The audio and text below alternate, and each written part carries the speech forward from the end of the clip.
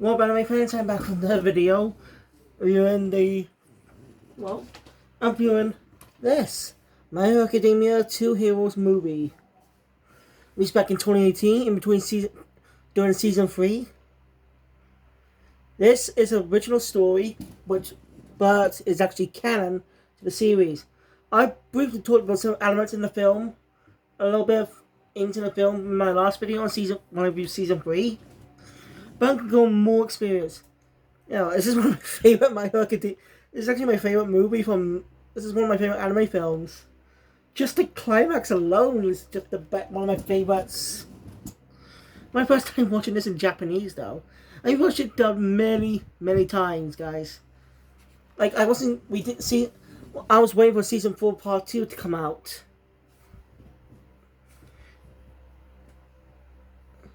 Wait, so I could watch the entirety of it. And it was worth it.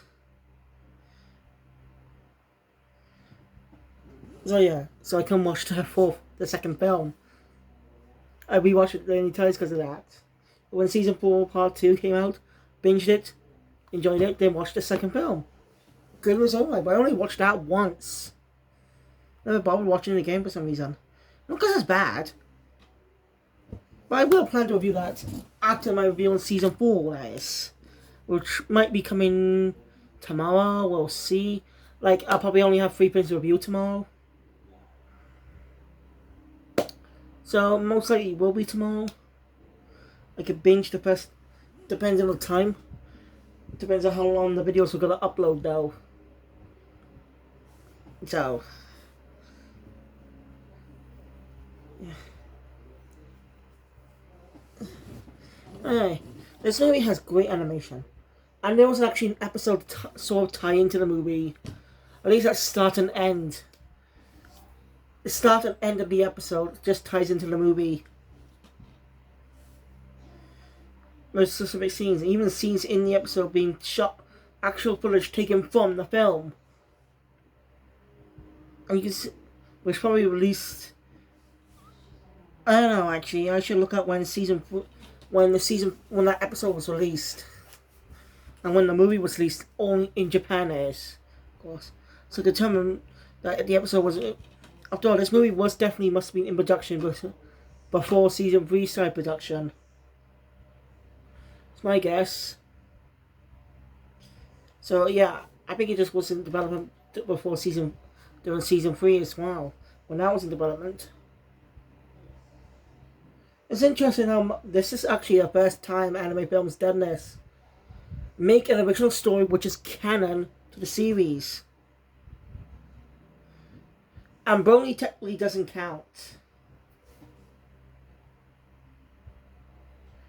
And then at least after Super's End. Also in 2018. Ah, crap. Well, judging by the tights. Yeah, this actually released before Dragon Ball, so technically the past. So, up your ass! So I do not know, the Spy Family movie coming out this December is going to be like this. Or it's going to be just a non-canon story. I'm more for non-canon stories. They can be fun, one of experiences that has no effect on the main plot of the show. It's the base stuff. That's why I like the non-canon stories more. You can tell you could do original fights without affecting the main story. That's what I like. And one of the best One Piece builds was Strong World. Just how great character focuses was on that. Also, we focused on Nami, the Navigator, and the entire battles, including the climax. And I do want to talk about that someday. But I need to continue watching One Piece first. Before I be watching it in Japanese, I'm gonna get up to the past the Skypiea arc. Because after that came the GR arc, and it moved into digital for the first time. So I'll get up to about the Skypiea arc in my One Piece reviews before we watching the anime in Japanese on DVD, and then watching the next arc in Japanese. That's what I'm about to do. I don't know if 4 minutes. Leave 5 minutes and I haven't talked about the movie yet, and it's also how you're gonna help with talking. This is actually an updated version of the manga logo used for a lot of DVDs. You see, you probably see this symbol every time when you have a DVD that's based on a manga, an anime based on a manga DVD. I found these stars. I kind of done the pack to come double pack though. Oh well, I don't mind though. They're good. They're alright. So let's quote the timeline. According to the episode this is tied into, it was in the end of July before the summer camp. So that means it's before they ever went to the UA summer camp. That means it's before that arc. So if you're watching the season if you watch this movie after season 3, then you could be yourself, what's with Deku's outfit and why doesn't Bakugo know about all One for All? So yeah, but I'll give you how is the timeline. I don't know, some characters take a bit of a backseat in this movie, and I think it got a pretty good reason why. This is the first movie featuring My Hero Academia, and they want to focus on the most well-known group of characters first. You know, I think they want to focus on a certain amount of characters first. You know, simply the ones that got more focus in the series. I mean, no offense to the other characters, they're great in their own right. But I think the reason they chose a specific group of characters, because, again, this is the first My Hero Academia movie, and they don't want to risk it with a big cast of characters. Say they look at 20 students. And we don't have a single appearance on any of the teachers around UA. No Aizawa. There's no Aizawa, no Midnight, no Principal Nezu. Nothing. Except for one guy. Oh my door. Because never fear, because I am here. I think that's what he says. Right, 7 minutes in. I'll talk about the movie. I'm so sorry. I did not mean for that, but I swear, I just get to the view. I don't want to go overblown again. Stupid habit of doing that. Right. So the film opens up in America. More simply, judged by the world country, I think it's Las Vegas. Judged by the flashy signs. And 2 villains are attacking the city. 2 American heroes try to stop them. I actually like to see them get a little more expanded on in the future also. One of them actually turns into, as a shapeshifting quirk in a way, turns into an animal. It's kind of like a devil fruit, Zoan type devil fruit in One Piece. You know, where if a human eats it, they're able to transform fully into the animal, the fruit thing that they get from the fruit, or a hybrid form. Similar to Chopper in a way, but more reverse.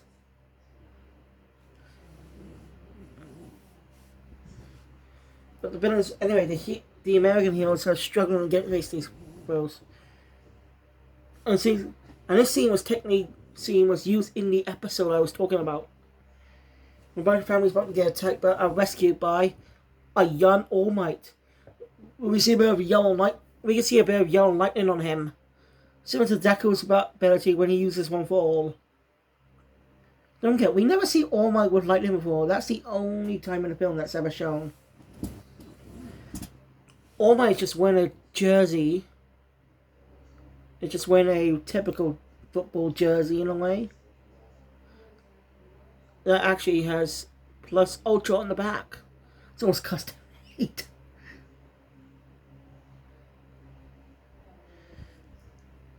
As he says, as usual, I'm. By the way, the animation is definitely. You can tell the animation has been upgraded in this film. Just by some movements. And I admit, they went all out with the animation in this film. Just the brilliant action, the brilliant fights of this film. I give it a really good. Right.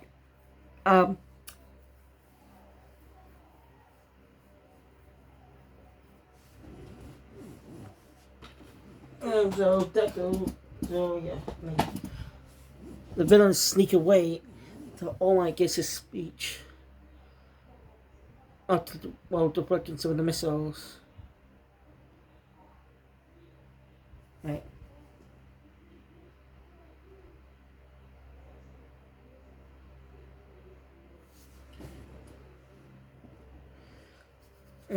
Let's keep moving. But All Might has a friend to help him out, who is called Dave. He calls Dave. Chase the villain. All Might gets blasted with some missiles. Ends up changing into an interesting costume we never seen before. Young All Might's design is unique. Like his eyes are entirely white instead of black. Still, I really hope they actually make a prequel film based on All Might's story someday. But I think they're gonna save that till the end of the series. Yeah, now you know the series is how. Now you want to know how it all began. Like a bit of a mini story focus on, showing the event of One for All's power and All for One. Like, come on, who doesn't want an All Might prequel film? I mean, it's an interesting idea when you think about it. I feel like focuses on the life of a young All Might, him becoming the hero he is today.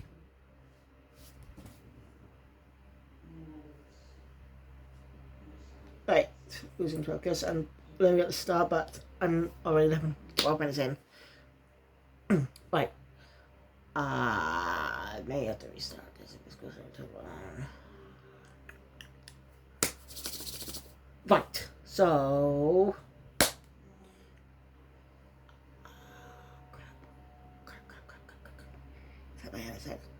Yeah.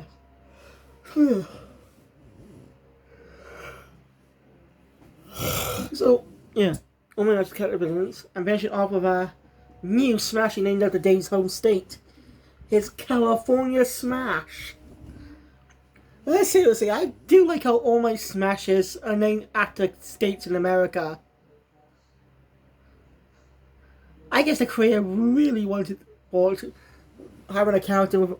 I think it makes sense to have an American themed superhero as one of the main cast. After all, it was definitely inspired by the American superhero comics like Marvel, DC. You can clearly see the inspiration. Like with Twice. It just reminds me of Deadpool. Just way more fucked up.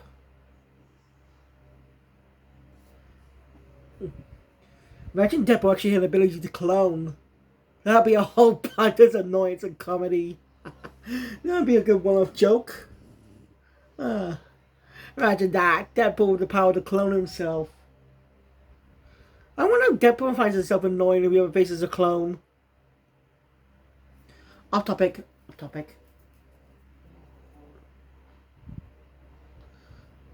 Yeah. Alright, Dave's calling him Toshi, as you know, Toshinori, which is his full actual name.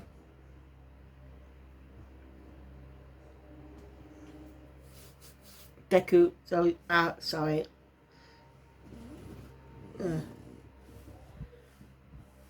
While people are wondering who this new hero is, Dave introduces him as All Might, and saying that someday he will become the symbol of peace. Which is true. As we catch All Might and Dave heading straight past, driving back to campus.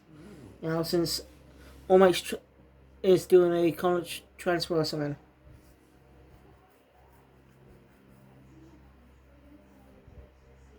But then something in the video happens. A hell happens and All Might also fights. Dave says he's reckless, but he indulges him. And that's where the flashback ends, because it was all a dream All Might was having. As Deku wakes him up, as they arrive at Eye Island. Deku wonders if it's okay for him to be here, but All Might reassures him. Oh, they're connected by One for All. More thicker than blood. I gotta curious now about Deku's dad. Like, is he dead? Like, they never specify if he's dead or alive. Like, is he a deadbeat father, a dead father, or a guy on his, or a father on a trip overseas? They never really explain it, do they? I like the career was keeping it hidden on purpose to reveal something later, or he just doesn't care and just didn't want to bother talking about it. Maybe we'll see. And now I'm on Ireland. Oh my god, it's gonna be one tough day. He's gonna have to struggle to maintain his muscle form tidy this day. Deku got permission to win his hero outfit there, and secretly gets changed. And we learn about Ireland through All Might's questions to Deku. Ireland full of scientists that helps heroes.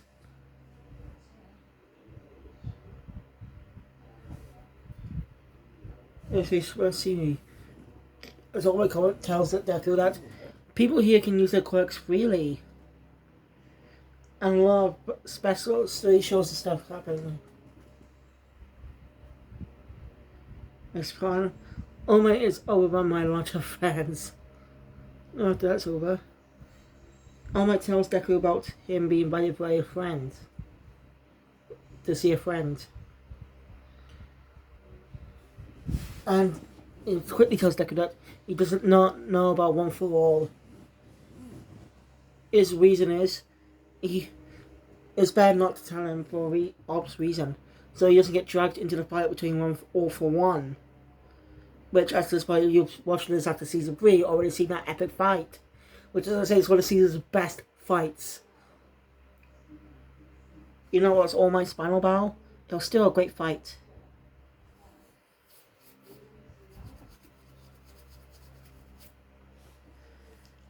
Anyway, and All Might runs into another familiar face. Someone who's calling him Uncle, which is a girl named Melissa Shield, the daughter of his best friend David Shield, who's a professor.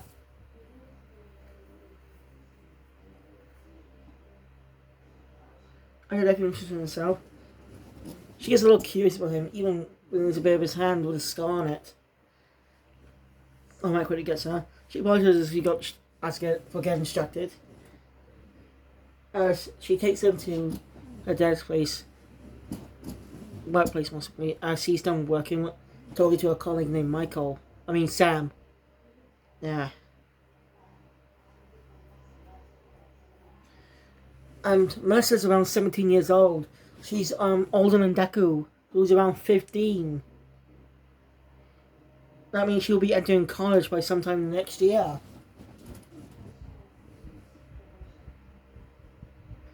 Seasons 1, like most of the anime up to season 5, took place over a couple months of 1 year. I'm joking, it felt like longer, but it took, in time, the universe, in that timeline, but it took place over, 5 seasons took place over 1 year. Now the season 5 that says second year students.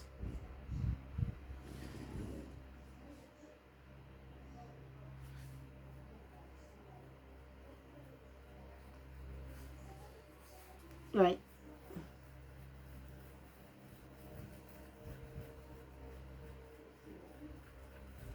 Anyway, All Might and Dave reunite. It's a brilliant moment. All Might introduces Deku to David Shield. Deku knows who he is, and all his qualities. Deku gonna help a fanboy over superhero stuff. Anyway, All Might costs, which Dave immediately picks up on, and tells Melissa to that he's wants to be alone with All Might for a bit. They catch up, and asks her if she could take Deku to the exhibition. She agrees and takes him there. Sam also leaves. So he knows about All Might's weaker form.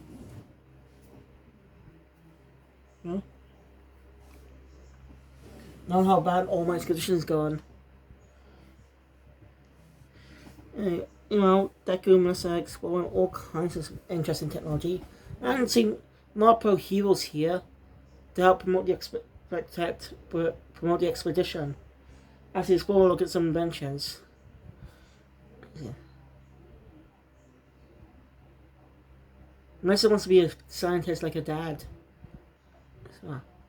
Anyway, Deku ends up running into some familiar faces. Uraraka, Yaoyorozu, and Jiro.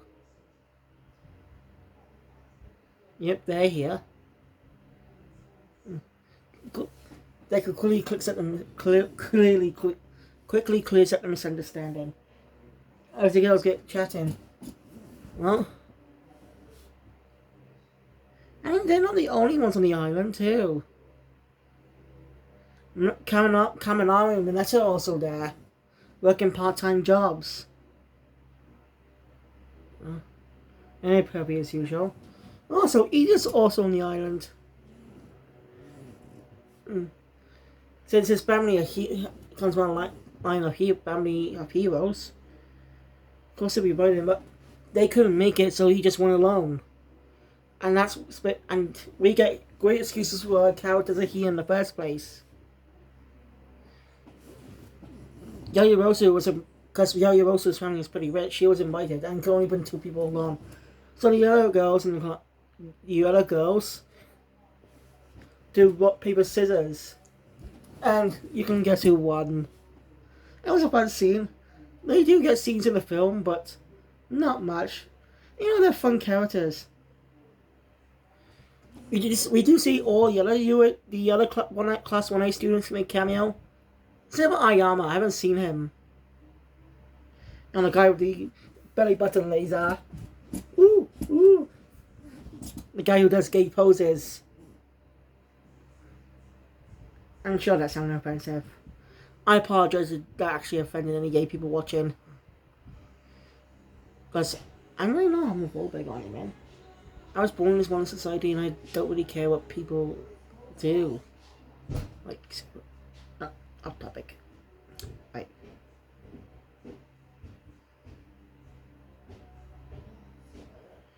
This is a bit on video now.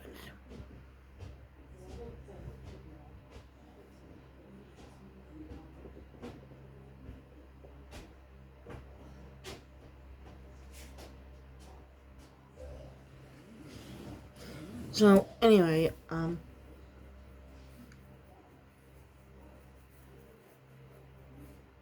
we can see everyone here. And the explosion. Center of a quirk battle going on. You know, where a lot of people get to test their quirks in BAO. And Kirishima's there. And he's not the only one. Bakugo as well, of course. So when Bakugo finds out Deku's here, he's a little angry. It's real that the reason Bakugo's here is because he won first place at the UA Sports Festival. And Kirishima just tagged along. So, and Deku somehow got dragged into trying to be Bakugo's school. He almost makes it, but it was still amazing. And he's not the only they're not the only.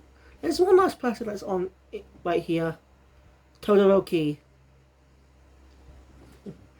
There's a lot. I agree with Melissa.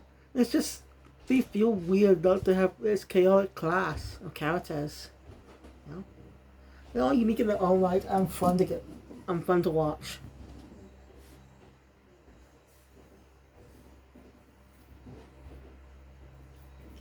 You know, David's examining All Might. You can tell he's worried. You know, but All Might's quirk is almost gone. But that the symbol of peace will be gone. But All Might reassures him that they still have his doubts. Meanwhile,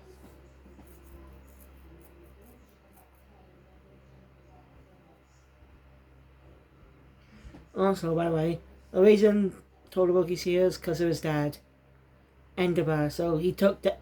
So basically, Endeavor was supposed to come, but I doubt he wanted to. Knowing the guy he is. So Todoroki came instead.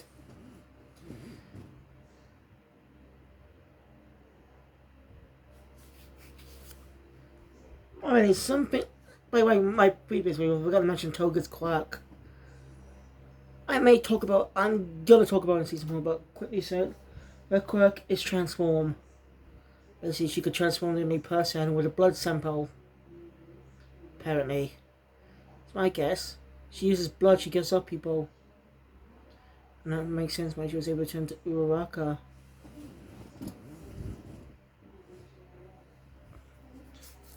Well, one can elaborate on this in season 4. Anyway, during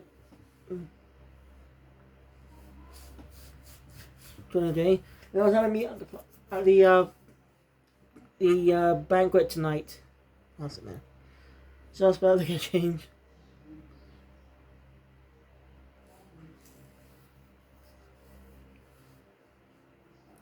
Melissa takes Deku to her place, to her room.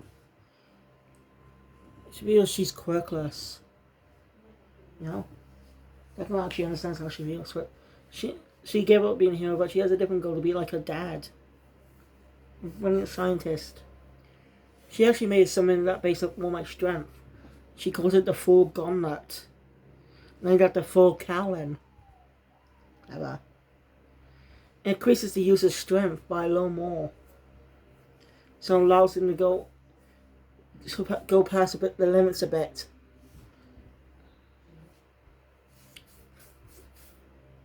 She felt Deku could use it a little more. Or since she was able to figure out he wasn't able to control his quirk all that much. Meanwhile, a bunch of villains are planning to invade. One of the lead villains is actually played by Keith Silverstein in the dub. Talented actor. The Japanese voice isn't bad, but come on, you cannot be Keith Silverstein. You cannot be Keith Silverstein. He's the epitome of villains. His voice just oozes villainy, or toughness. You gotta love that actor. So,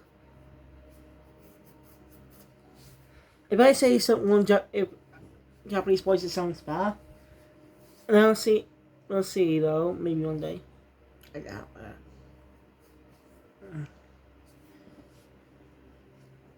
Anyway, Deku, Melissa, and Uraraka are kind of late. While the whole thing's going on, the villains attack.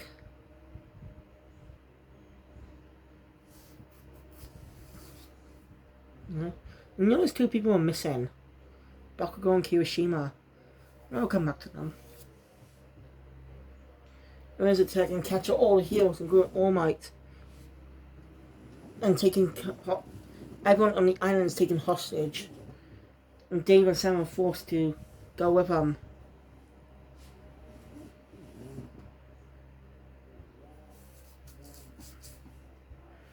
Not sure to Deku comes to a plan that they need to free everyone without fighting them.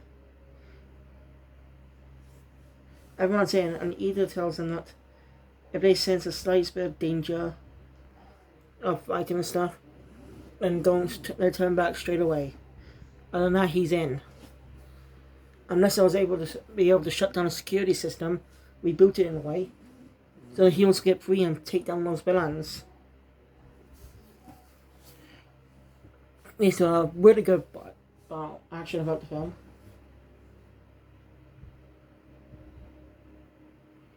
They need to get to the 200th floor though.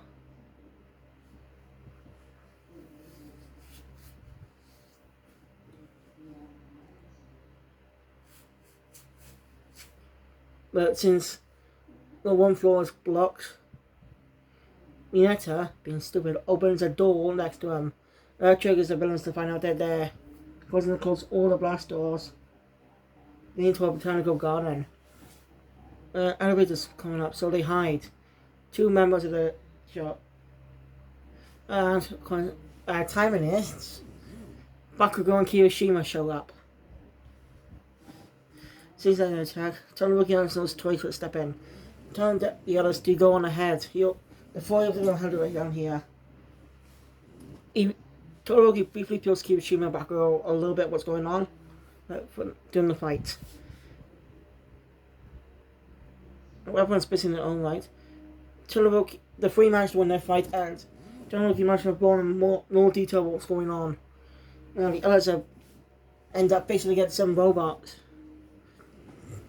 Relentless. And Kaminari is in this dumb mode right now. He used up a lot of his electricity, so now he's... That's a fun gag.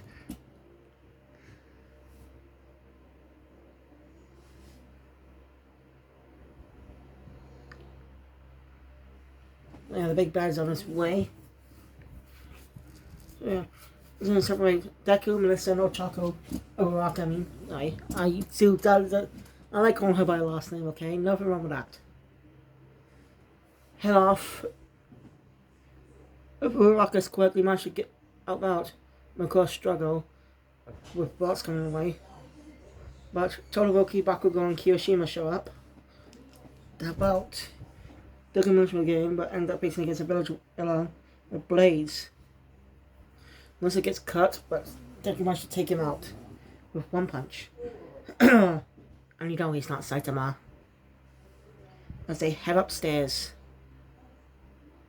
Let's go find Dave and Sam in the machine being taken hostage and stuff. But over here something. To hear Melissa can't answer that. Everything that's happened was set up. The evidence was supposed to be fake. Well, I get back this machine. I was able to amplify quirks. Well, he made it for All Might. But it was confiscated by sponsors. Probably not to shake out the balance or something. And it was down, but Sam suggested using fake villains so no one would get hurt. So yeah. That angered Melissa because everyone got hurt in that fight. Dave was confused and the villain, the main bad guy, shows himself and reveals that he's a real villain. Sam hired real villains just for money. When Sam gave the villain what he wanted, he was shot. Not killed, shot. Before he could fire another bullet at him, Dave steps in to save him. Wounded. Deku tries his best to fight him, but his quirk is powerful. Melissa also gets a little judge.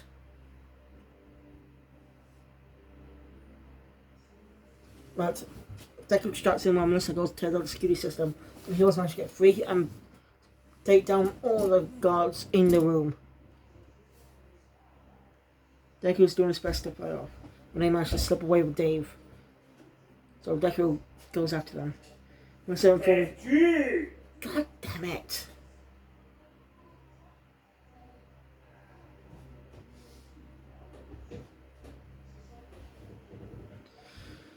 What was I saying? Yes. Melissa actually fills in All Might about what's going on. You know? And what's been the information I learned. So All Might heads off to where Deku's heading. Deku tries his best to fight off against the villain, but the villain's playing dirty with trying to shoot the professor. If Deku keeps playing, doesn't get injured. Deku just tries his best though.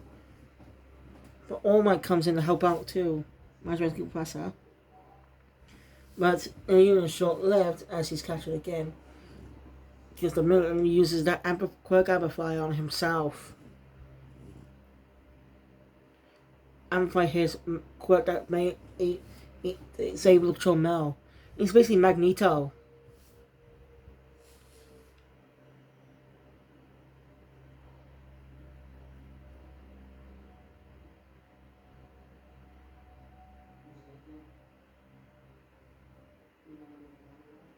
Ooh, I just realized something.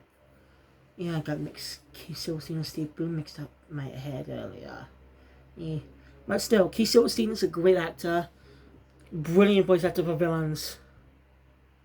I mean, come on.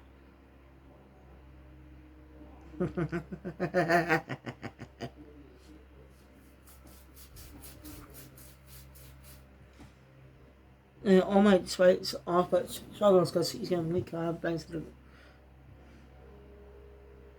Well, the other students, they managed to fight back, but the villain reveals And then he has another quirk, muscle enhancer. And I can only mean one thing. He works for All for One.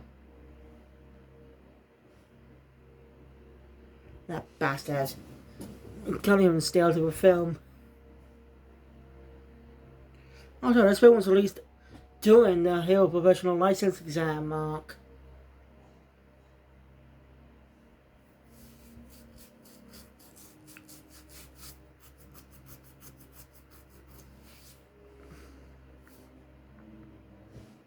So, again, it's weird how the TV, the one of the tie-in episode only had Sue in it, even though she doesn't have a big role in the film. Unlike the other characters. Like, they could have just done foreshadow the characters or have them train together without exercise. It's a very weird and fun episode.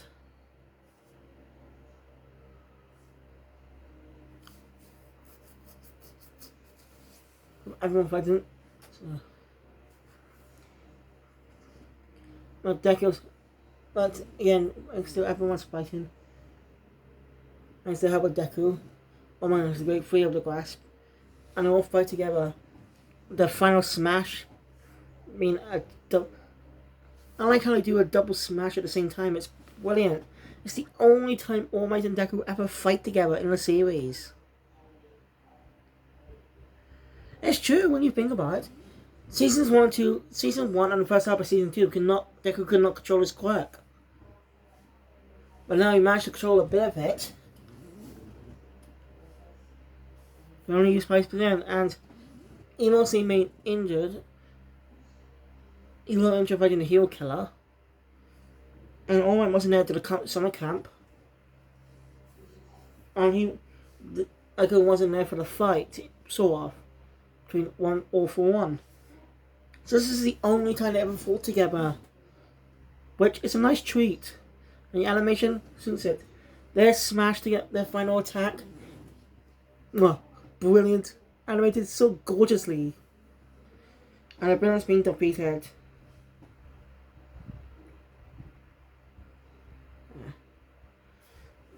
And the whole thing, Dave saw something. Deku, what saw Deku like All Might was years ago. They made Dave realize about leaving to the next generation. He was just worried that some more piece would be gone. All Might reassures him. During the process though, Foregone got destroyed. By the way. So, yeah. Well, that's a thanks, Deku. It's a fun interaction. And the film ends on a happy note. We've once seen that with everyone recovered from the injuries. But after the whole incident, sure Professor Shield will be stepping down from this researcher. And that was My Hero Academia 2 Heroes. I told it was long. It was me rambling at the start. Oh god, I'm so sorry. But yeah, it's definitely a worthy film and a brilliant treat for fans who never get to see All Might and Deku fight together with One for All. So it's a nice treat for those who want to see that fight to see that. But we're not done with My Hero Academia yet, obviously. I still got 2 more seasons review on DVD, 1 to review on my phone, and 2 movies. Look forward to that. Now, interesting enough, during season 1, there was a trainee video release where All Might's Japanese actor actually portrayed a villain. That's not a joke. I'm serious. That's pretty cool. So anyway, thank you guys for watching. If you enjoyed my content, please hit the thumbs up button. Want to see more, subscribe to the channel, hit the notification bell. Be up to date all videos comes in the future. I'll see you guys next time for season 4. I'll see you guys tomorrow for Dr. Stone. So, thank you. Phoenix out.